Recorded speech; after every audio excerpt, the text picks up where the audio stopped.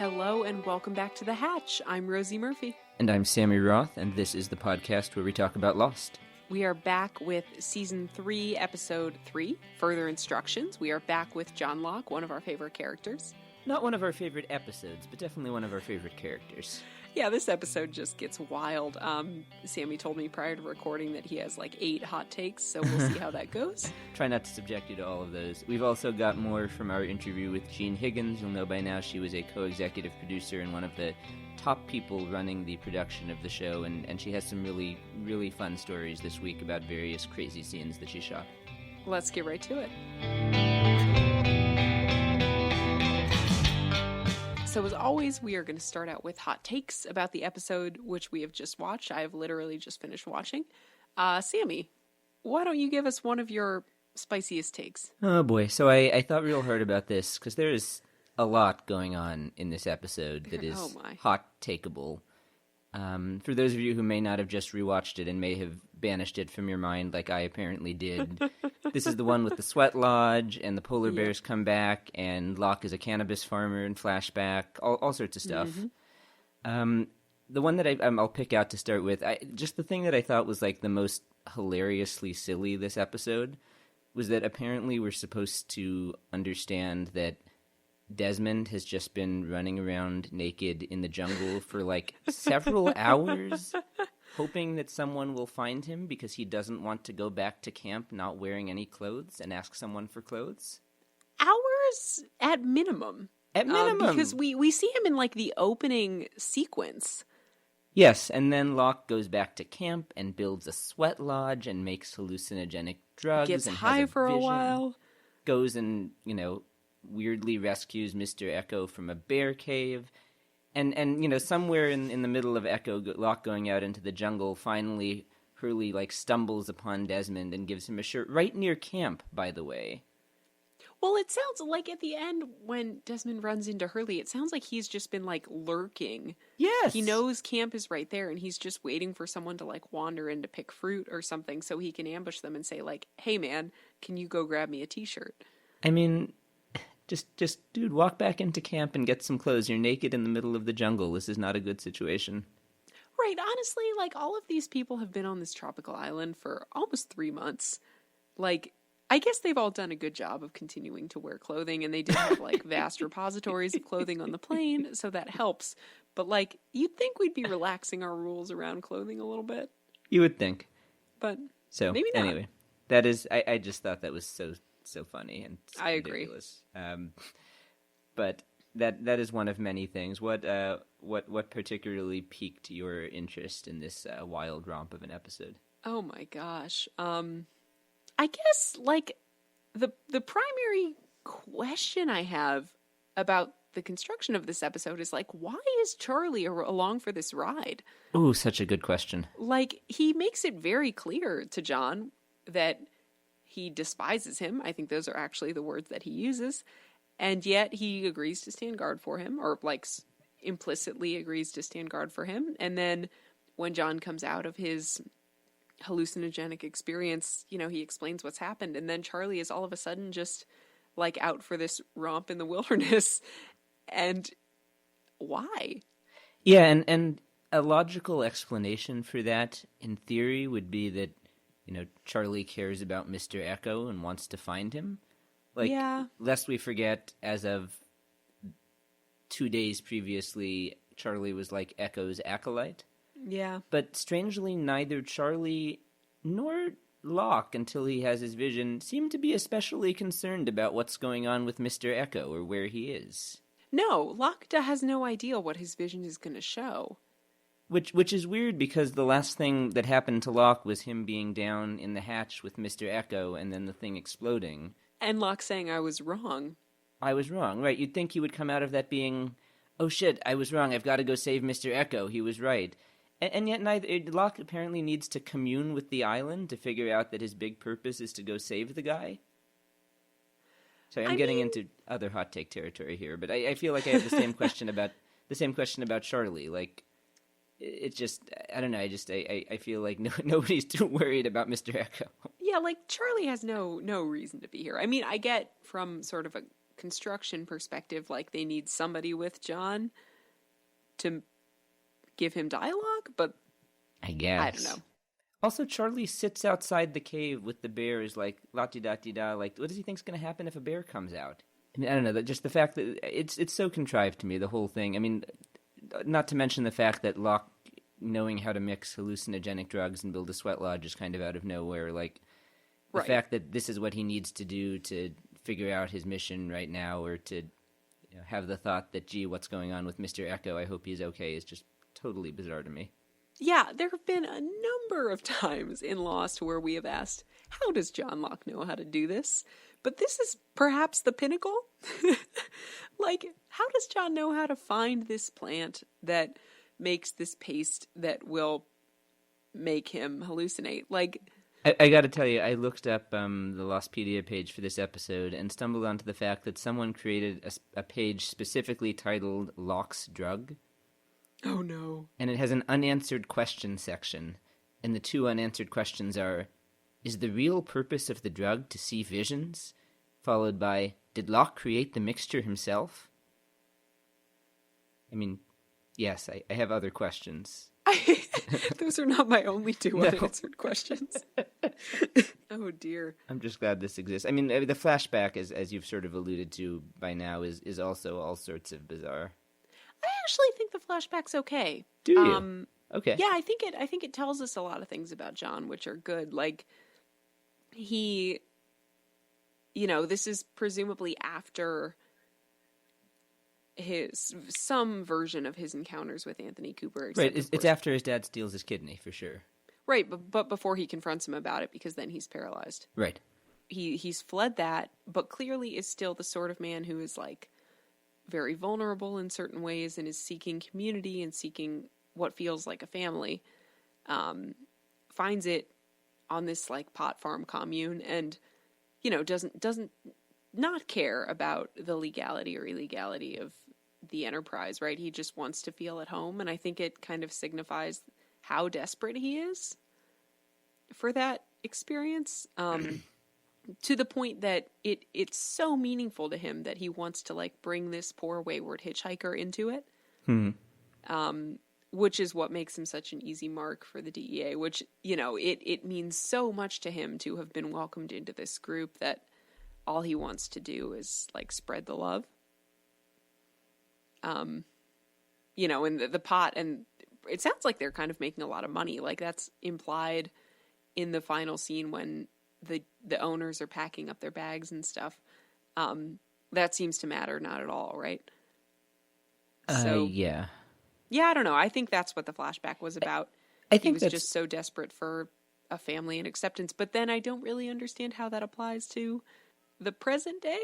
Yeah, that was one of my problems with it. The whole hunter versus farmer thing I just thought was so contrived and didn't make a lot of sense. Yeah. And I mean, like, and the thing with the DEA also felt like a stretch. I don't know. I guess your larger point about what this says about who Locke was at this point in his life, like, that makes sense. And I thought the best moment of the flashback was when he has the drug enforcement agent at gunpoint in the end, and you see how insecure he feels about having been, like, an easy mark.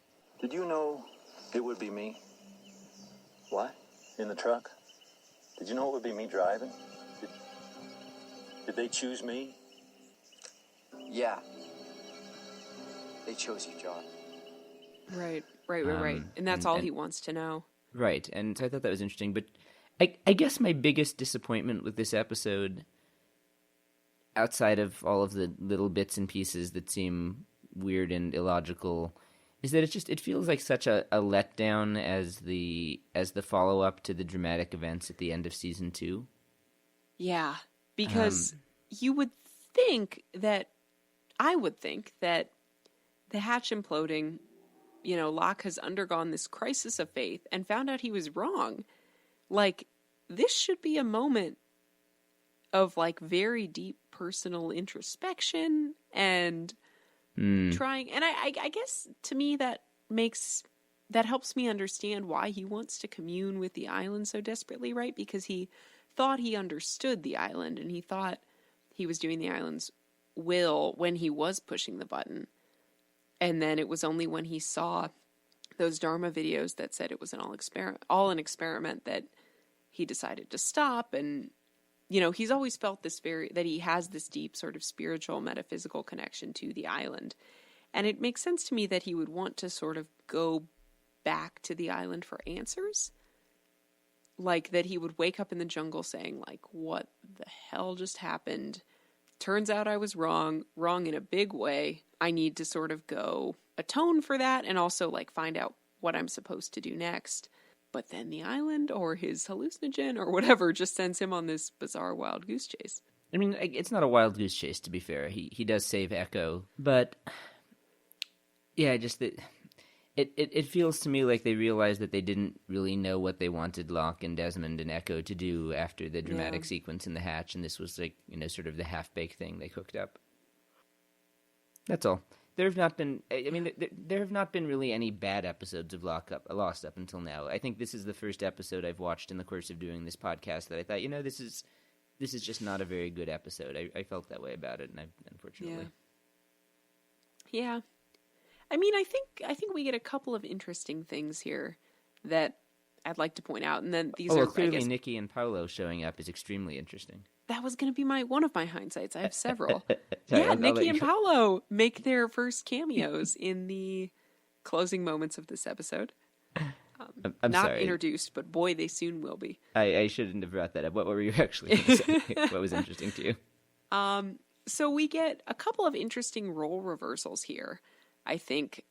One is Charlie says to Locke while they're out in the jungle, you don't get to tell me what I can't do. If I want to go in there, I'll go in there. Why? Which, of course, is sort of a Locke motif. And then... Right. And apparently what Charlie wants to do is get mauled by a polar bear, but let's leave that aside for now. Right, but frequently what Locke wants to do when he says that is something ridiculous. I'll try to stop complaining. But, like, Locke also deploys don't tell me what I can't do when he has a bit of a harebrained scheme. And it always works out because he's Locke. But, so Charlie takes on that line, and then a few scenes later, John insists it's in the flashback when the owners of the farm are, like, packing up and preparing to flee. It's not too late to fix this. If I can fix this. And that's a Jack thing. Ooh, I didn't catch that one. That's a good point. And it's not really specific enough. It's not specific, like, don't tell me what I can't do. Mm-hmm. But I can fix this feels unique enough to Jack that it kind of made my ears perk up and say, like, wait a second. We're shifting some roles in interesting ways here. I don't think this is any more significant than that. Like, I don't think anybody's becoming anyone else or whatever. But I think it's as significant as when Vision Boone says to Locke, "Don't worry. You'll speak when you have something worth saying." Vision Boone is a wild ride. Gosh. Very significant line. I'm kidding a little bit. I do think the vision is actually kind of interesting because it's not, I mean, I know it's not a flash forward, it's not a flash sideways, it's no flash of any kind, but it, in some ways, like, feels truer than some of those. Like, you have Charlie and Claire and the baby appearing as a couple. You have Sawyer and Kate kind of appearing as a couple as they pass through security. You have Jack by himself. You have Desmond, I think, is like a pilot flirting with a bunch of flight attendants. Right. It was like a fun little diversion that made me feel like, yeah, they really got kind of the essence of these characters. Now that you mention that, it's kind of similar in that way to the opening of the Flash Sideways, where they're all at LAX together, but kind of like slightly altered versions of themselves from who they seem to be on the island, but all very much believable. It is similar to that. Yeah. Yeah. Speaking of your comparison of Jack and Locke, by the way, in an attempt to say something, I guess something still negative about this episode, but positive about Jack, dear. which is a change of pace. Charlie said that Locke, he said Locke's speech was, not a bad speech. I actually thought it was a pretty bad speech, but it highlighted for me the value of having Jack around to give good inspirational speeches. This one could not hold a candle to Live Together, Die Alone. You mean the one at the very end? Yes, the one at the very end that Desmond, in one of the cooler moments of the episode, foreshadows. In Locke's speech, it's like, I'm going to find our friends. I don't know how yet, but I will. We're going to find them. All of them. Okay, like, that's a bunch of nice, short, declarative statements that have not inspired me. Yeah. I mean, I think something that we do see in this episode that we've kind of been building to for a while is that Locke has these kind of wild delusions of grandeur. Yeah.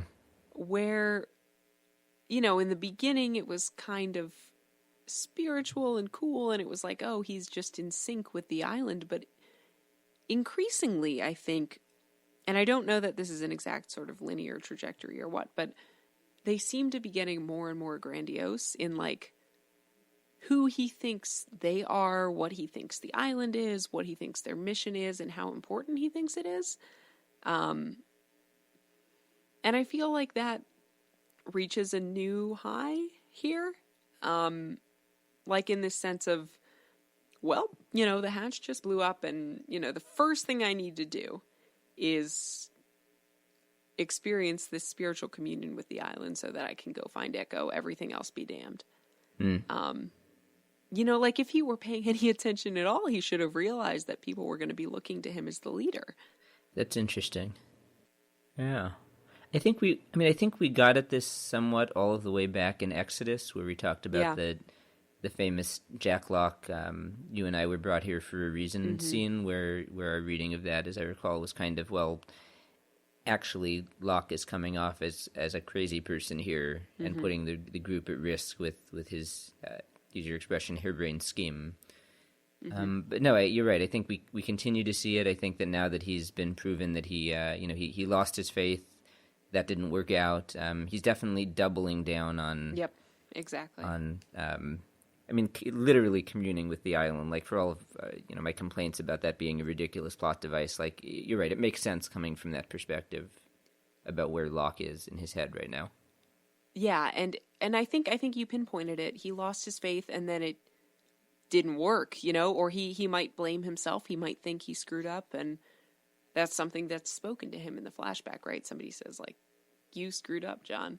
And I feel like that's something we hear spoken to him a lot in his flashbacks. And I wonder if I think one of the potential points of crossover between the flashback and the real life episode might be, you've screwed up. Because I think it's what the farm owners say to him when they say, like, you were such an easy mark, you know, you're so naive. How could you be such an idiot? And I think Boone is echoing some of that here, and then that's sort of Locke's conscience echoing some of those same thoughts. Like, you know, effectively, you're such an idiot, you screwed up. If you had only kept your faith, if you had only kept believing, if you'd kept pushing the button, this wouldn't have happened. You know, I don't know what that means exactly, but that seems like the sort of thing that would deepen one's spiritual fervor very quickly. Right. He's sort of becoming radicalized. Again. Yeah. Yeah. Re-radicalized. Yeah.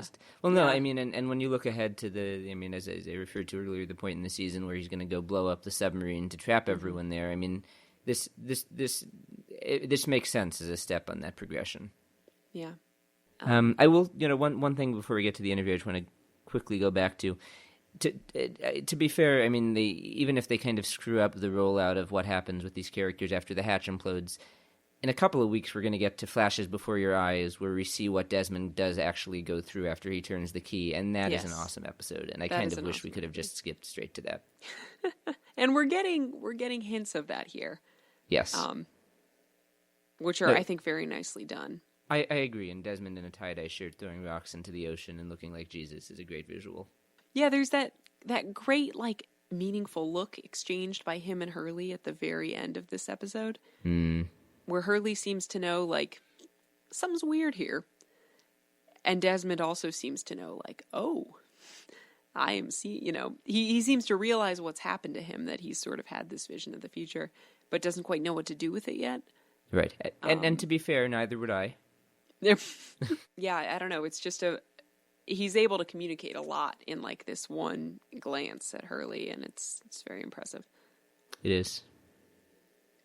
So, Gene Higgins? Yeah, I think we should hear some more from Gene Higgins. So this week, you guys are going to talk about the freighter. Oh, gosh. The fact that her husband is the chief forester in Los Angeles, which is the coolest thing I've ever heard. Seriously. And much more than that about various scenes that she helped produce. Was it helpful for you making the show when they set the end date? Did it make anything different for you? No. No. It was literally balls to the wall every single day for 6 years. I did 6 years of never more than 5 hours a night of sleep. Wow. It was, you were always doing every episode. Okay, when we first started, we had 8-day episodes. Meaning you would film it over the course of 8 days? Over the course of 8 days. By October, it was 8 days and a 9th day of quote-unquote second unit. By Christmas, it was 9 full days, meaning that you shot 8 days and you had another crew doing another full day of first unit. By right after the first of the year, we were a 10-day episode. And from there on out, every single episode was 8 days. And out of those 8 days, you'd have 2 days of double ups, which meant I had a whole second crew in for 2 days on every episode. Then it became 8 days, 2 days of double ups, and extra days of water units. And then when we got to the part where we had the freighter, so then I'd have to figure out, okay, the freighter was going to be in, for example, 3 episodes in a row. How do I schedule it to get the director in on this one, this episode, and that episode? But the freighter was expensive, and water work is expensive and difficult and time-consuming. So how do I cram 3 episodes worth of work with 3 different directors into 3 days of shooting? At the same time, you're shooting all the other episodes. Yeah, how did you do that? Logistics. Why did it get to be so much more work over time? Because the scripts got bigger and bigger. Right. And it was the same thing. You don't tell JJ and Damon no. And I didn't want to. It was a hell of a show. So we just figured out how to do it. Besides the monster, is there anything else that you wish you could have done that you couldn't do? No, we did everything. That's good. We did everything. For example, it's like speaking of the freighter. Yeah. So Damon and Carlton call me up one day and they go, so Gene, we need a boat. I go, okay, how big? Well, you have to be able to park 2 helicopters on the back. Guys, that's not a boat. That's a ship. That's a ship. So I said, how long do I have? And they went, you got about 6 weeks. And I went, okay, I got 6 weeks to find a ship. At least they gave you 6 weeks' notice. They were very good about that. We had a thing. You give me enough time, I will pull it off for you somehow, some way. Well, I scoured the island for a ship. Mm-hmm. And I was coming up empty-handed. And I was getting down to crunch time. And I'm driving home one night thinking, oh my God, I have got to find this ship. There's got to be a way. Because, of course, real ships have schedules and freight, and they don't just hang around waiting for movies to come along. They're not in an airplane graveyard. There's no graveyard for ships. So I'm driving home and I'm thinking, oh my God, wait a minute. My next door neighbor, because by then I bought a place to live there, my next door neighbor is the guy who works on all the navigation systems for all the huge ships and the Navy. I should ask him. He also liked to drink beer. So I stopped. I bought a 6-pack, yelled over the fence, hey, Terry, I got to talk to you.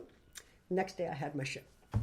True story of how Lost got made. Gene Higgins getting her neighbor drunk so that he would give her a ship. I like it. No, he just turned me on to the right people. Okay. That's fabulous. The point is you have to be adaptable. You have to figure out when you come up against a wall, if you can't go through it, you got to figure out how to go over it or around it. But you never stop moving forward. You said you did real explosions. You didn't actually blow up the freighter, did you? No. Okay. Just checking. No, that one we did not. A couple other scenes I want to ask you about just because they're among my favorites. the end of season 2, which we just finished on the podcast, but I'll revisit it. The sequence down in the hatch when Desmond turns the key and everything goes crazy and explodes. What was that like? What was your involvement with that sequence? I went back. Well, first of all, you have to schedule the whole thing. You have to work with all the department heads to figure out what blows, what goes, what's the sequence, how do you get it all moving around? Because, of course, it was all supposed to be seamless. Right? Seamless, yeah. So, and you have to work with the visual effects people because, of course, in that instance, you needed stuff floating around and being around the actors, and, of course, you can't damage the actors. So we shot the entire sequence, and then we sat down and figured out all the pieces we need, and then I went back in and spent several days just shooting elements. Shooting like knives flying through the hatch Knives and stuff? flying through the air, debris flying through the air. Had to go back and do some reshoots with Terry, had to do some reshoots with Mr. Echo, who really wanted to go home and showed up with his hair in cornrows, and I'm going, you're not getting on a plane today. You have not been released, and sorry about the cornrows, but go back to makeup and hair because they got to come out. I guess it's pretty well known at this point that he wanted to be off the show shortly thereafter that, because he asked them to kill his character off a couple episodes into the next season, as I recall. Yes. Yeah, but anyway. Yes. And we were happy to do so. Adewale's a great actor. Big fan. Adewale's terrific. Yeah. He is terrific. I'm just thinking of him because of where he's from. Is it correct that the only stuff you ever filmed out of Hawaii was like a couple scenes with Alan Dale when he was doing Spamalot in England? Yes. Okay. There were actually, on that day, we used to laugh that the sun never set on Lost. The day, because Alan couldn't get out of Spamalot, I said... Oh, and Alan, I should say, it's Charles Widmore, of course, who we're talking to later today, by the way. I'm going over to his... Alan's lovely. We later did a show called Dominion in South Africa. Oh, okay, that's what you were telling me. Yeah. Yeah, all right. So anyway, yeah. Anyway, Alan was in Spamalot, so I contacted a guy I knew in England who had a production company. We set up for 2 days of shooting in England. So I sent basically John Bartley, the DP, Jack Bender, and Michael Emerson to England. And the rest of it was all set up with this English company. At the same time, we needed Penny to be on the monitor so that Charlie could talk to her from the moon pool. Oh, yeah, this was a different scene, as I recall. Different scene, same episode, though. And so I had... Jack in England doing that. I had Penny, who couldn't get out of New York because she was on a show in New York. So I made a deal with a crew in New York to shoot her for us. And then we were shooting in Hawaii with a different director. Sun never set on Lost for that 24 hours. It's amazing to me that you were able to do literally everything else in Hawaii, though. I mean, that's something that just always impressed me when I've read that about the show. And this is what you're describing. It's all the work you had to do on the ground there, too.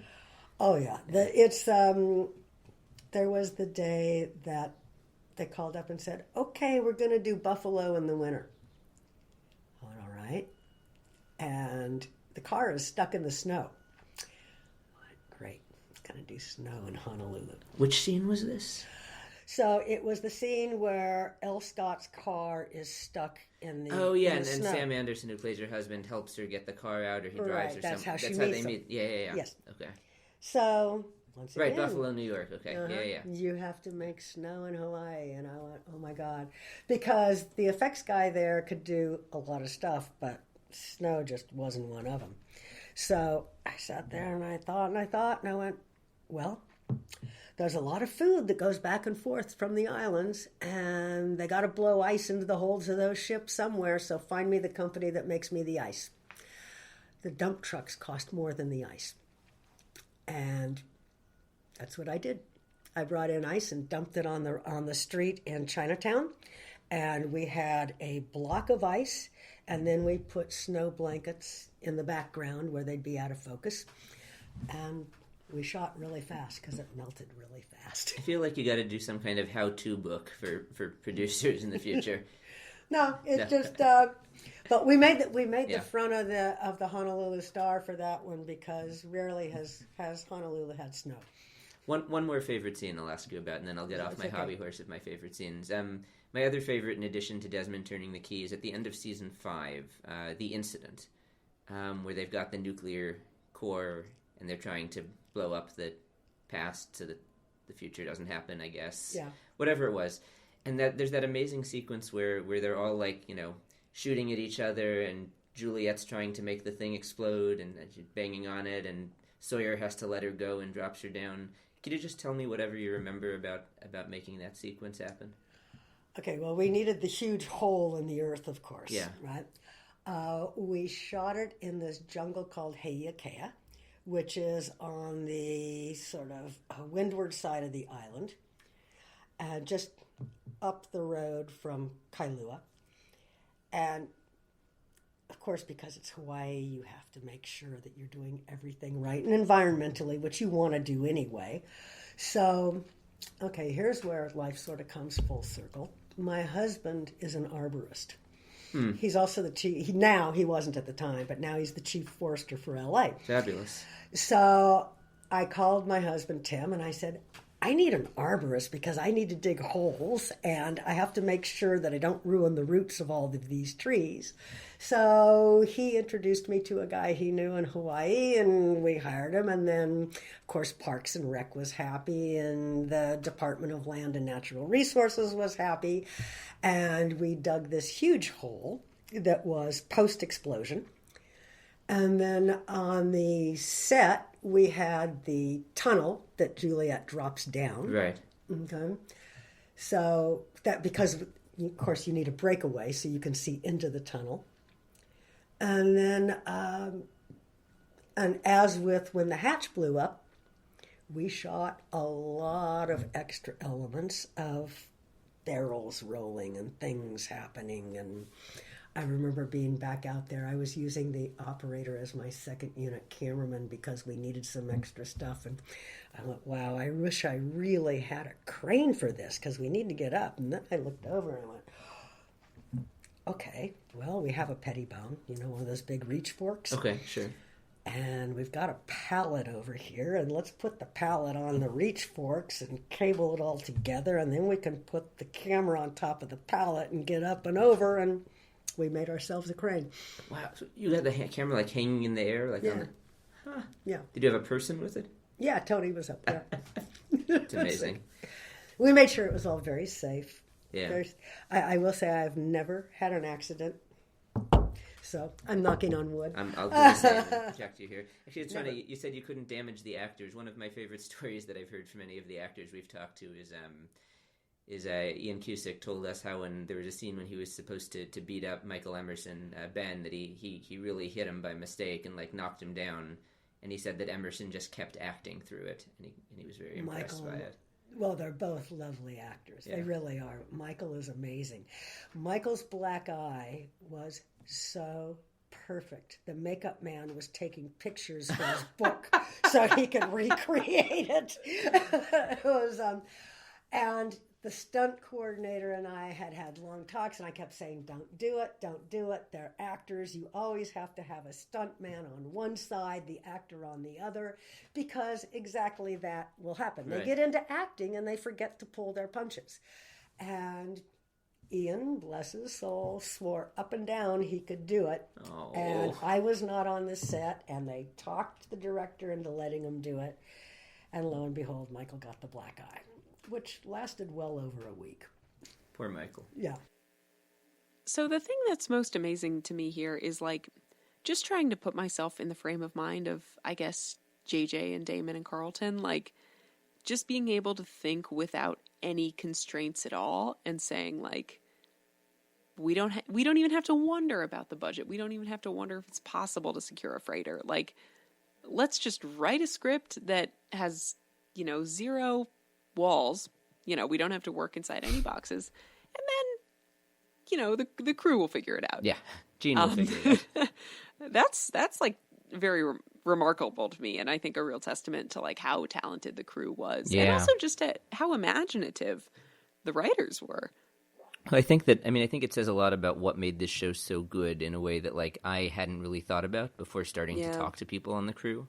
Yeah. Like not just, hearing from Gene and hearing from, people like Rick Romer and Michael Bovilan and others that we've talked to, like the amount of stuff, and it's really clear in this conversation with Gene, where they just had to like take something totally crazy and figure out how to make it awesome. Like all of the credit, in the world deserved for that.